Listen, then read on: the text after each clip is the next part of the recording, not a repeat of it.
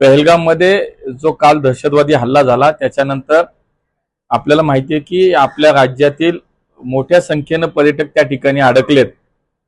पुणे असेल, मुंबई असेल, नागपूर आहे, वर्धा, अशा अनेक जिल्ह्यातले लोक त्या ठिकाणी अडकलेले आहेत। कालपासून सातत्याने आम्ही सगळेच माननीय मुख्यमंत्री देवेंद्रजी असतील, आमची सगळी टीम असेल, या लोकांच्या संपर्कात आहोत आणि लवकरात लवकर त्या लोकांना महाराष्ट्रामध्ये परत यायचंय।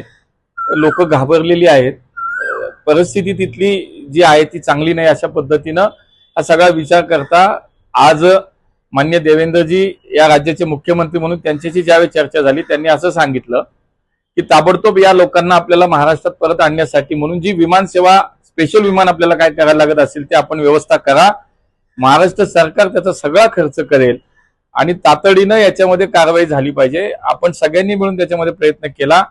उद्या एक इंडिगोचं आणि एक एअर इंडियाचं एक स्पेशल फ्लाईट महाराष्ट्रातल्या या लोकांसाठी आपण या निमित्तानं त्याची व्यवस्था केली आहे आणि जवळजवळ 182 लोक ही उद्या मुंबईमध्ये पोहोचतायत। एक इंडिगोचं फ्लाईट आहे आणि एक एअर इंडियाचं फ्लाईट आहे।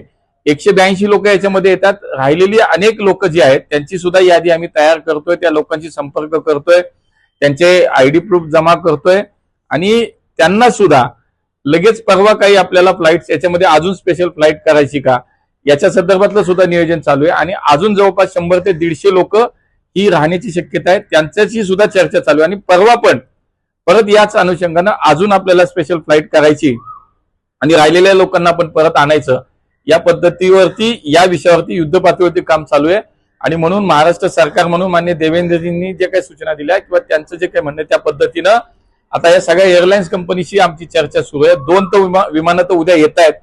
आमच्या सगळ्या सिव्हिल एव्हिएशन मिनिस्ट्रीच्या माध्यमातून कोऑर्डिनेशन चालू आहे, विमान कंपनीशी आम्ही बोलतोय आज। त्यामुळे उद्या तर नक्कीच 182 लोक येत आहेत आणि राहिलेली लोक ही परवा तेव्हा 2 दिवसात उर्वरित सगळ्या लोकांना सुरक्षितपणे महाराष्ट्रात आणण्याचं काम निश्चितपणे आम्ही सगळेजण करतोय।